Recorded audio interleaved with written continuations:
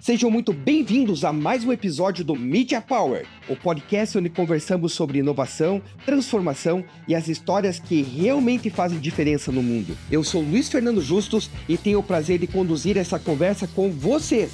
Hoje temos um convidado que é a personificação da inovação quando falamos de tecnologia e desenvolvimento. Ele é sócio e founder da Snowman Labs, uma das empresas de tecnologia mais vibrantes do Brasil. Sempre à frente do seu tempo, ele está no hype de tudo que acontece no mercado de tecnologia, antecipando tendências e moldando o futuro do setor.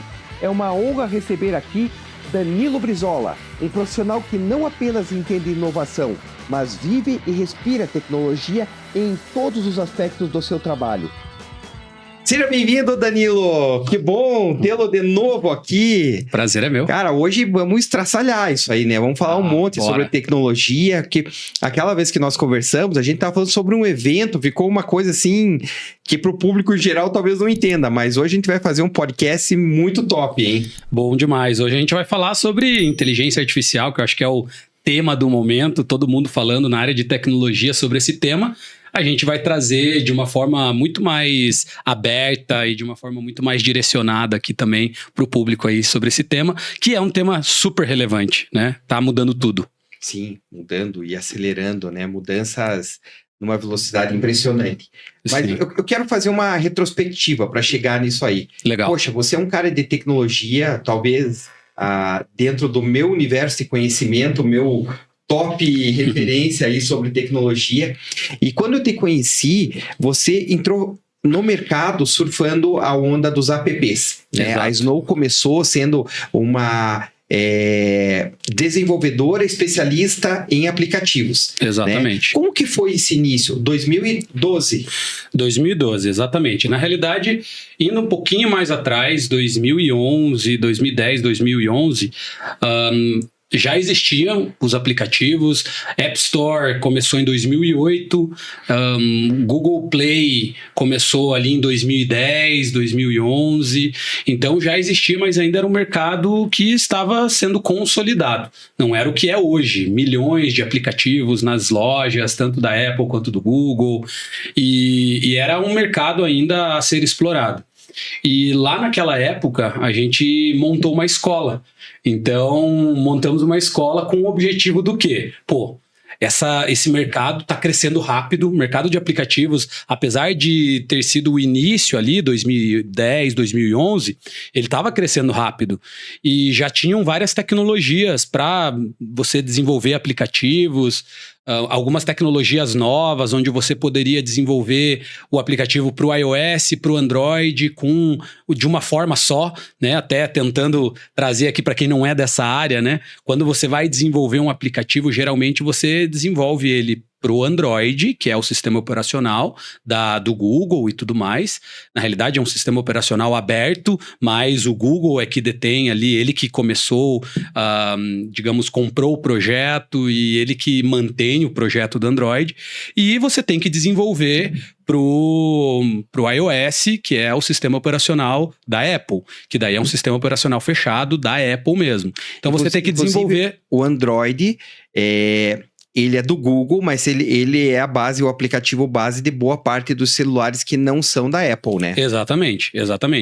Então assim, o Google é quem suporta toda a plataforma, apesar de que existem outras empresas gigantes, como a Samsung, que também ajudam no desenvolvimento aí, na evolução do Android. Tanto que a Samsung, quando você compra um celular Samsung, tem Android lá, mas é um Android bem customizado, né? Sim. Diferente de quando você compra um celular que vem com um Android, o que a gente chama de puro, né? Que é o sistema operacional diretamente ali, sem nenhuma intervenção de alguma marca, de alguma fabricante, o que é muito difícil hoje em dia. Mas voltando... E lá em 2012, você tinha que desenvolver versão para Android e versão específica para iPhone? Exatamente, você tinha que desenvolver duas versões diferentes, era uma para Android e uma para iPhone. E isso depois convergiu? Como que foi? Vamos lá, vou chegar lá. Nessa época, algumas tecnologias estavam sendo pensadas para facilitar a vida de quem é desenvolvedor, naquela época, lá em 2011, 2012. Existia o PhoneGap, que era uma tecnologia que você podia desenvolver tanto para iOS quanto para Android, só que era uma tecnologia bem ruim. E na época a gente conheceu uma tecnologia chamada Appcelerator Titanium, que fazia o desenvolvimento para iOS, para Android, e um desenvolvimento assim até que bacana, né? Então você conseguia customizar melhor, porque antes, por exemplo, o PhoneGap, você não tinha muita customização, ele era meio que um aplicativo padrão, assim, meio feio, né? Então você não conseguia customizar a parte de design, ou customizava muito pouco. E já no Appcelerator Titanium você tinha uma customização melhor. Foi aí que a gente viu uma oportunidade. Opa, tá todo mundo falando de desenvolvimento para iOS e desenvolvimento para Android. E se a gente começasse a ensinar as pessoas a desenvolver para os dois? Né? Então foi aí que a gente começou a escola, né? A gente começou essa escola ensinando as pessoas a construir. A gente teve 2 turmas nessa escola em 2011. 2011. 2 turmas e nessas turmas, os professores, um dos professores, aliás, 2 professores depois vieram a se tornar os sócios da Snow, que foi o Bernardo e o Arildo. Então, os 2 se tornaram sócios da Snow. A gente viu que tinha um potencial ali, porque o que a gente percebeu? Por que foram só 2 turmas? Vinha muita gente querendo aprender, mas na realidade a pessoa já tinha uma ideia e ela queria executar aquela ideia. Ela não queria ter a curva de aprendizado para aprender a desenvolver. Era quase uma aceleradora, então. É tipo isso. Então, eles queriam já desenvolver a solução. Eu não quero ter que aprender como faz, como que lida com banco de dados, como que lida com API, né? Naquela época, né, já tinha todo esses esquemas e tal. E foi aí que a gente começou a perceber, pô, a galera não quer desenvolver, a galera quer o aplicativo pronto. E se a gente tivesse um negócio que fizesse aplicativos? Então, foi a partir dessa escola que daí surgiu o conceito da Snow, que daí começou com o Bernardo, com o Arildo, e começamos aí focados nesse mercado e bem nichado, porque daria para a gente desenvolver outras coisas. A gente tinha competência para desenvolver site, para desenvolver plataformas e tudo mais. Mas a gente viu a oportunidade no mercado de aplicativos. E foi aí que a gente se debruçou nesse mercado e, graças a Deus, nos anos que vieram depois, a gente consolidou grandes cases de apps aí no mercado. Nessa época era um oceano azul, né? Exato. E na sequência, até pegando um pouco do que eu lembro da história de vocês, eu lembro que eu conheci no início, e de repente, boom, cara, cresceu muito rápido. E eu lembro que chamou muito atenção aquele aplicativo que vocês fizeram para o Sebrae, do Business Model Canvas, né? Exatamente, o Sebrae Canvas.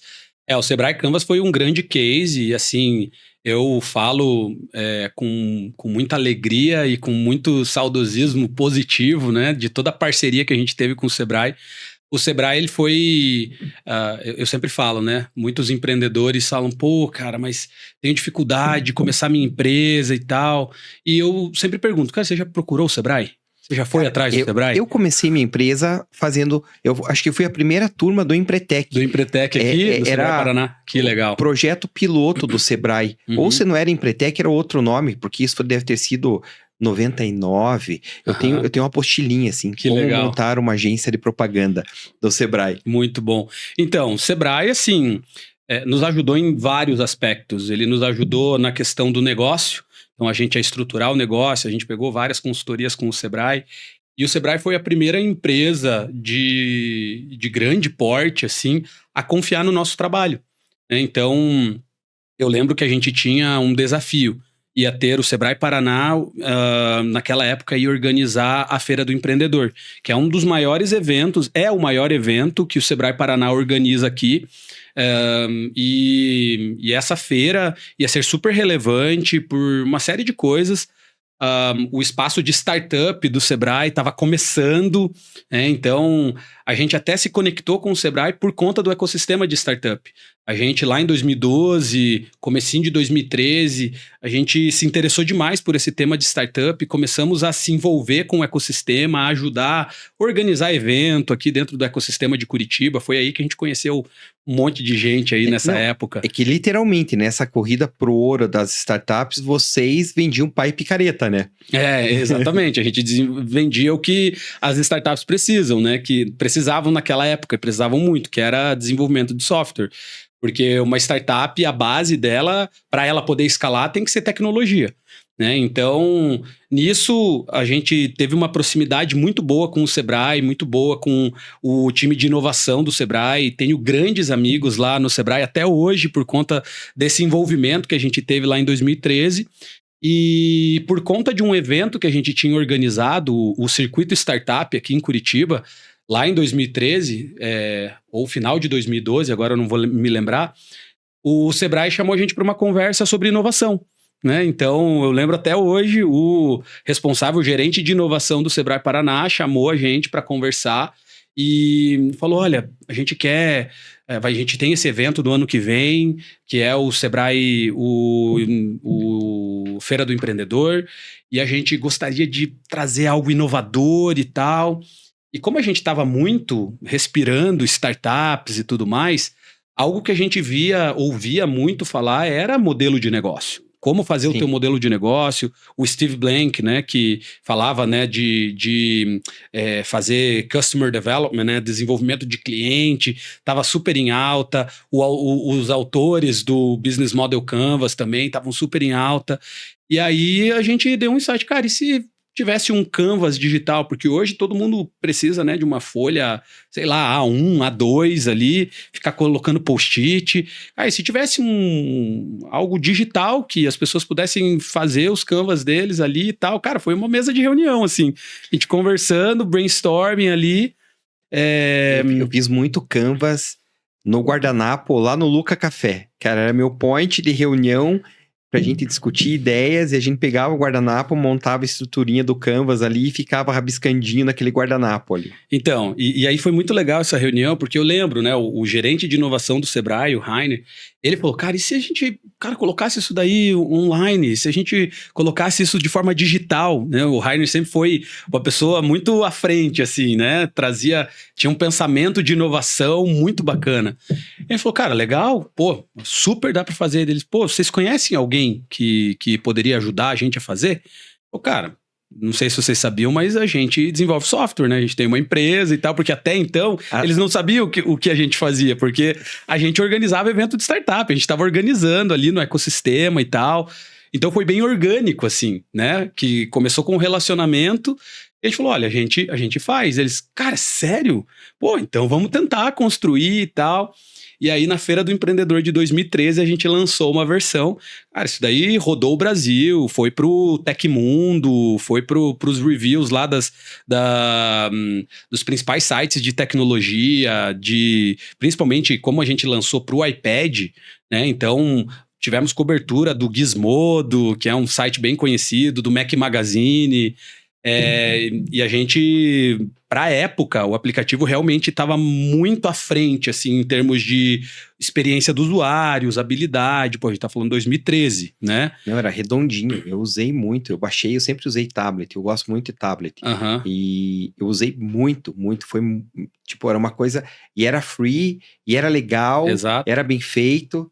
E catapultou vocês, né? Demais, assim, demais. Foi a solução que colocou a gente em evidência, assim. E a partir daí, começaram a vir vários clientes, principalmente mais do ramo corporativo, da vertical corporativa, clientes de bancos começaram a entrar em contato com a gente, grandes montadoras também começaram a entrar em contato com a gente. E aí a gente foi construindo, né, o nosso portfólio nessas empresas. Mas assim, o Sebrae Canvas, de longe, assim, foi um mega no projeto, tanto que depois ele se tornou a comunidade, né? O Sebrae Canvas se tornou uma comunidade de empreendedores que podiam compartilhar os seus Canvas um com o outro, deixar público para receber comentário.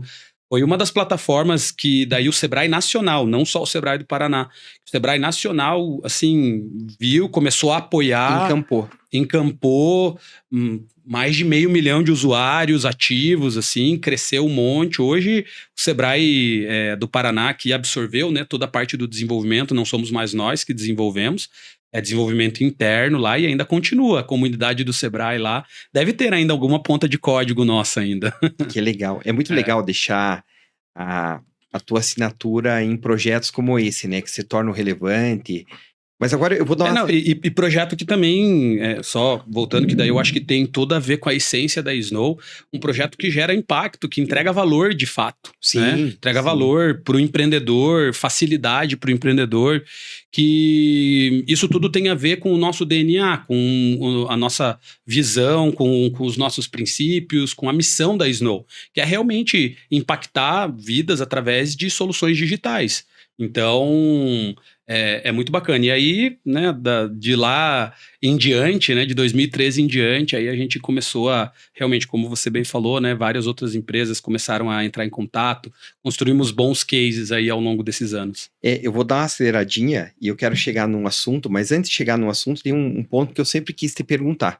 Né? Quero chegar no inteligência artificial aqui, Perfeito. Mas eu quero te perguntar, essa história do Business Model Canvas foi um marco, né? Foi furar a bolha, foi chegar nas grandes empresas e transformar a Snow num player relevante para o mercado. E quando... aí você foi para o mercado, começou a atender todo mundo de grande aí do mercado. E quando que vocês saíram do Brasil? Qual foi o projeto que tirou, como você começou a trazer clientes fora do Brasil para a Snow? Bacana. Na realidade, não foi um projeto, mas foi uma missão. Né? E, novamente, o Sebrae envolvido aí. Em 2014, o Sebrae fez uma missão para o Vale do Silício. Eu nunca tinha ido para os Estados Unidos, nunca tinha pisado lá. Era um sonho que eu tinha de criança, assim. E um sonho bem, para mim, muito distante e quase que improvável de acontecer, pelas condições financeiras da minha família e tudo mais. Mas Deus, na infinita bondade dele, né, proporcionou tudo isso. Por conta do empreendedorismo, por conta, né, da Snow. Então, eu sou muito grato a isso. E essa missão, lá em 2014, foi organizada pelo Sebrae e a gente, com muito esforço, né, fizemos um investimento para eu poder ir para lá, porque a gente ia visitar várias empresas e não só visitar várias empresas, iam ter outros empresários também, oportunidade de gerar negócio, networking. História longa, curta. Durante essa missão, eu fiquei muito próximo e muito amigo da pessoa que organizou essa missão, Robert Jansen. E até hoje o Robert é um grande amigo, um parceiro, a gente conversa ainda. E sempre quando eu posso, eu honro a vida dele, né, com isso, porque ele foi um grande protagonista na nossa ida para os Estados Unidos. Ele estava no Brasil ou ele estava lá no Vale do Silício? O Robert, ele usa um termo e eu acho muito engraçado. Ele é um amerioca. Né? Então, ele é um americano com carioca. Ele nasceu lá em São José, né, no coração do Vale do Silício. Então ele nasceu lá, ele é americano. O pai dele é americano e a mãe brasileira. Então ele nasceu lá e com pouca idade ele veio para o Brasil, lá para o Rio de Janeiro, cresceu lá no Rio, depois voltou para lá para o Vale para estudar, estudou lá, se formou lá e tudo mais. Cara, ele é um nativo do Vale. Então ele conhece tudo lá.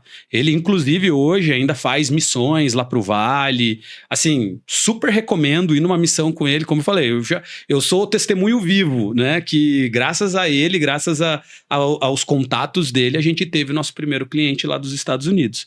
Então eu fiquei muito próximo dele.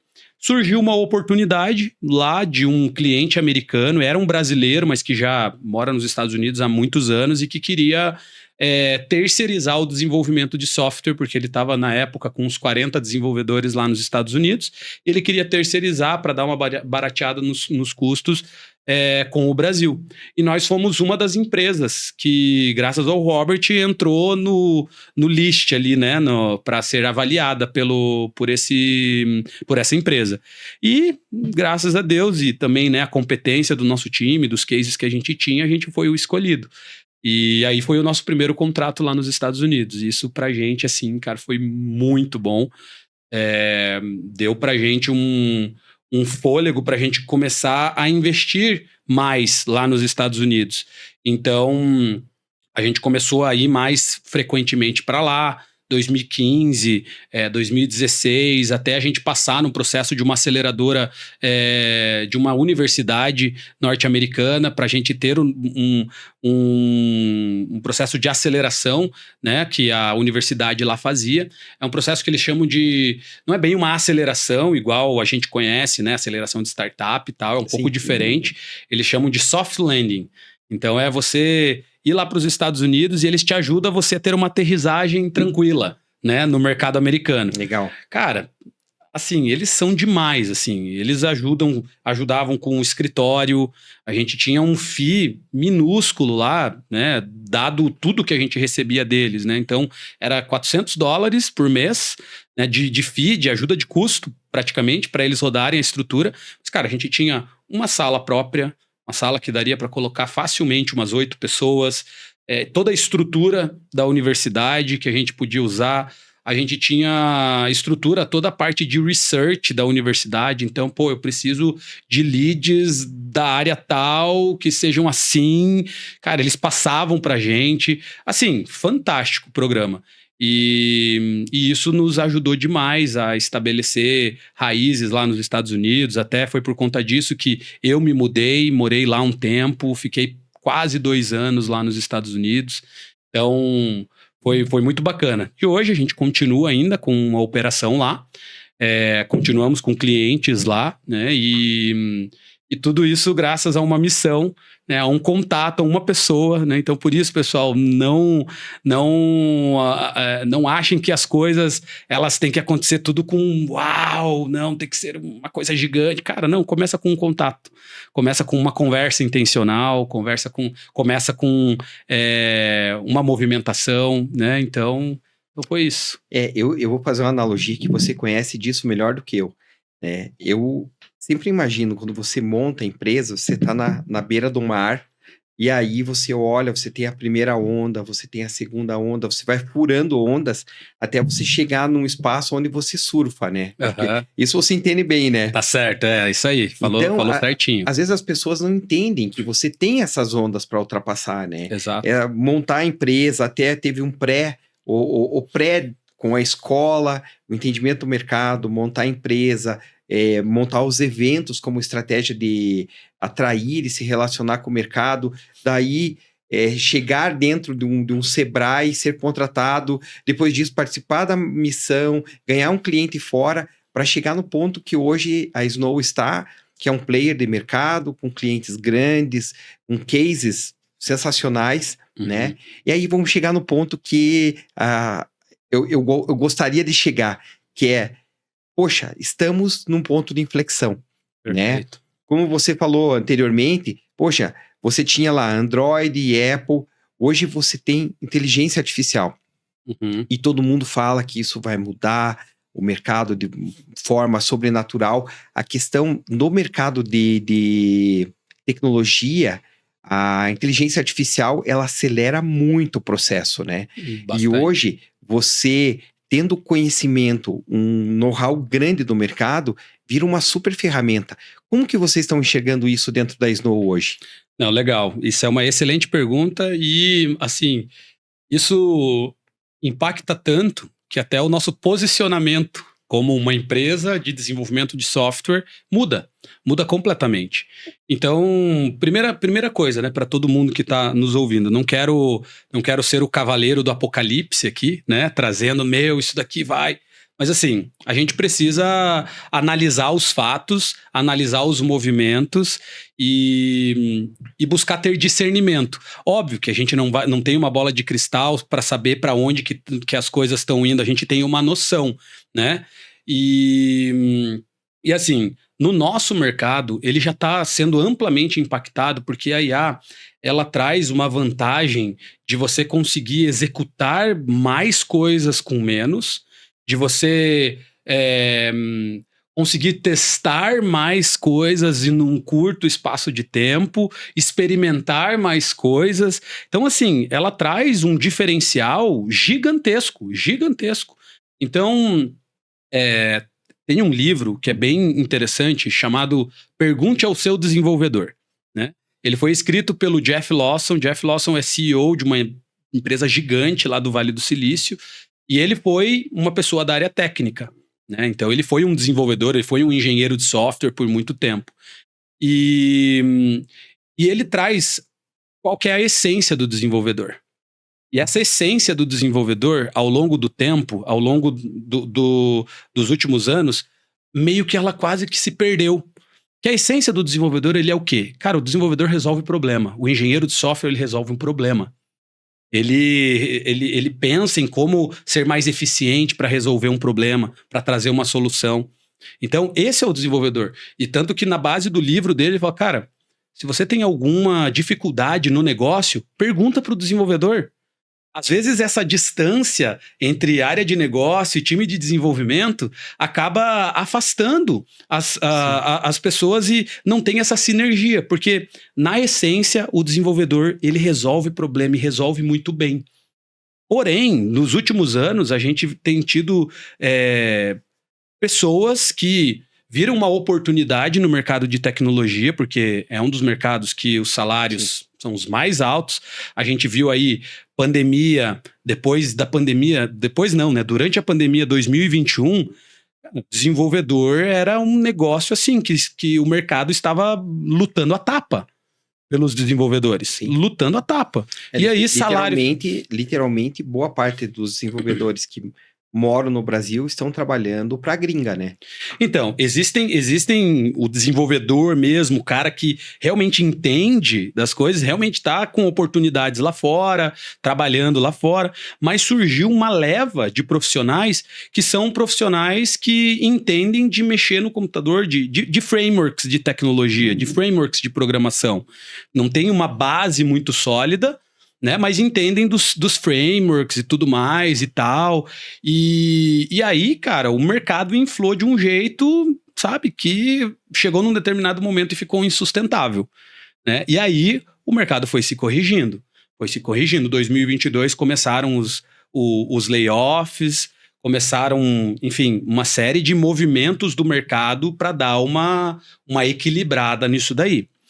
E aí a gente chegou em 2022, final de 2022, ChatGPT, que explodiu. Eles nunca imaginaram que iria explodir da forma como explodiu. Foi aí que o mercado inteiro começou a ver, olha, isso daqui é promissor.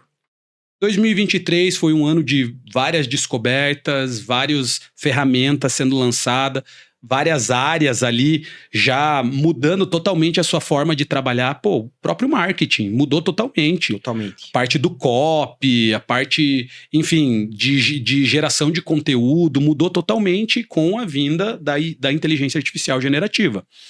E a gente já vai fechar o ponto ali dos desenvolvedores que a gente abriu. E aí, em 2024, além dessas ferramentas de forma muito veloz terem ficado muito boas, por exemplo, a OpenAI lançou o GPT-4 Omni lá em 2024, lançou o modelo O1, que é o modelo que raciocina, né? E aí veio o DeepSeek, né? No começo desse ano. Então, 2024, final de 2024 e o começo desse ano, várias inovações nesse mercado, e a gente está falando do mercado que começou a explodir não tem 1 ano e meio, né? Começaram a mudar a forma como a gente faz as coisas. E aí, novamente, lembra aquilo que inflou lá, né? Os desenvolvedores e tal, e depois foi se corrigindo. O pessoal de framework. O que está acontecendo agora com a inteligência artificial? Pessoas até que não têm o domínio de código, de software, conseguem escrever um software, conseguem desenvolver um software. Talvez usando o inteligência domínio artificial. Seja a lógica, né? Então, não precisa. Não precisa mais da lógica. Hoje você conversa, existem ferramentas, obviamente, né? Vamos lá. O mercado de software é gigantesco, existem soluções ultra complexas. Sim. Mas vamos lá, vamos falar de você tirar uma solução MVP do 0 para o 1. Você ter uma versão de uma solução, né, que você tem a ideia e você conseguir construir uma versão. Hoje isso está acessível para qualquer pessoa que consiga escrever. Existem ferramentas como Lovable. No Lovable você entra lá e com literalmente um prompt, ou seja, um comando. Eu gostaria de fazer uma solução assim, assim, assado, que tenha isso, e tal, e tal, e tal. Quanto mais detalhado for, melhor. Ela constrói para você. E você já consegue usar. Existe uma outra, a Bolt, também, mesma coisa. Com um prompt você cria uma solução. A V0, uma outra plataforma que faz a mesma coisa. Essas plataformas, elas são anexos ao GPT? É essa lógica? Elas têm... Ou elas têm vida própria? Não, elas usam o motor desses grandes modelos de linguagem, GPT, Anthropic, que são as maiores empresas, o Google, que são as maiores empresas que construíram esses grandes modelos, né, de linguagem, e elas usam esses modelos. Então, o que acontece? Hoje, esses grandes modelos estão à disposição de qualquer um. Então, de fato, eles popularizaram a inteligência artificial para qualquer nível, seja uma grande corporação ou uma empresa, uma microempresa, um empreendedor individual, a usar a mesma tecnologia. Então, o que está acontecendo? Pessoas que não têm o domínio de desenvolvimento de software estão usando para desenvolver software. Porque hoje a inteligência artificial já dá conta da maior parte para desenvolver essas soluções mais simples. O que é legal que, por exemplo, hoje eu contratar a Snow, eu consigo ser mais ágil no meu processo, eu consigo fazer mais testes. Então, aquela história do fail fast, você consegue ter esse entendimento, né, para você reposicionar, você é mais ágil nesse processo e consegue colocar um MVP num curto prazo. Então, e aí que vem, acredito que o grande diferencial que a gente tem lá na Snow, e por isso nosso reposicionamento agora como uma empresa que habilita inteligência artificial nos nossos clientes. Então, o nosso grande objetivo como empresa, como Snow, é habilitar a base de inteligência artificial para as empresas que nos contratam. Então, a gente levar todo esse mindset, essa mentalidade de eles terem a base do negócio deles sendo suportado pela inteligência artificial. Pensar em processos, pensar em formas de resolver o problema onde a inteligência artificial é a base. Então, esse é o nosso reposicionamento. Nós saímos de uma empresa, uma software house, que, estamos aqui para desenvolver, para escrever código para você, como, sim, escrevemos código, sabemos muito bem o que estamos fazendo, porém, a gente usa o poder da inteligência artificial para dar base para o teu negócio, para você conseguir escalar e acelerar. Então esse é o grande diferencial, e aí só para fechar o pensamento, você falou, né, entregar uma solução mais rápido, mais ágil, isso dá para fazer com inteligência artificial. Pessoas que não têm o conhecimento conseguem fazer também? Conseguem. Sim. Só que vai chegar num determinado momento que, novamente, se você pede para a inteligência artificial fazer alguma coisa, ela vai fazer. Hoje, ainda não tem os guardrails ali, né, preparados para, se o cara pede uma coisa, ele faz numa arquitetura ou mexe um monte de coisa que não era para mexer e começa a dar pau, dar problema nas outras coisas. Então, hoje a inteligência artificial ainda faz muitos erros quando ela está fazendo código. Eu acredito que muito em breve isso vai ser cada vez menos. Porém, ainda vão precisar daqueles que são experts, que conhecem como arquitetar uma solução, como estruturar uma solução, se você quer ter escala, né? Então, você quer ter escala? Cara, beleza. Eu acredito que vai acontecer, e é dessa forma que nós estamos se posicionando, ao invés de uma empresa precisar de 20 engenheiros, ela vai precisar de 5. E 5 vão conseguir fazer o trabalho dos 20 que ela precisaria. Então, ao invés de ela contratar da Snow um squad, né, gigante, eu quero 10. Não, vão ter mais empresas contratando o serviço, porque vai ficar cada vez mais acessível, e times mais enxutos, que vão conseguir dar uma produtividade, vão conseguir entregar muito utilizando a inteligência artificial. É uma coisa que eu quero pontuar, porque quando as pessoas ouvem, o filtro da cabeça das pessoas é assim, uau, então agora eu não preciso de um programador, eu mesmo consigo, eu vou pegar essa ferramenta e vou começar a gerar código lá. Não é bem assim. Por exemplo, eu estou à frente de um projeto e eu participei para colocar esse projeto na Play Store, na Apple Store. Cara, foi um trabalho descomunal. Tinha horas que eu estava arrancando os cabelos. Então, o trabalho continua, o conhecimento técnico continua. E detalhe, você consegue fazer uma versão, etc. Mas fazer uma versão no alto nível, cara, é necessário ter conhecimento. Tem que ter conhecimento, Quando eu estou falando bagagem. Em software, eu estou falando em segurança, em LGPD, os dados, vulnerabilidade do sistema, né? Eu estou falando em velocidade dessa aplicação, de UX, tem tantas variáveis. Então, o profissional, o expert, ele se faz muito necessário. O legal é que você ganhou agilidade, você ganhou um ferramental novo, né? Exatamente. E algo que vai acontecer, e é inevitável que isso aconteça, porque vai ter muito mais gente construindo software, colocando software, né, na rua aí. E aí um amigo meu, até um amigo em comum nosso, o Alessandro Grano, ele falou um termo lá que eu nunca tinha ouvido e eu achei sensacional. Ele falou, cara, agora vai ter um monte de bugware aí não é software mais, é bugware. Que estão as ferramentas cheias de bugs porque foram construídos por quem, obviamente, inteligência artificial ajudou a construir, mas por quem não entende do que estava construindo ali, foi dando os comandos, o negócio foi funcionando e boa. Então, até para fechar com aquele pensamento, né, o que eu tenho falado bastante é profissional de tecnologia, o desenvolvedor, o engenheiro de software. Essa profissão não vai acabar. Não vai, não tem. Não. Vai potencializar.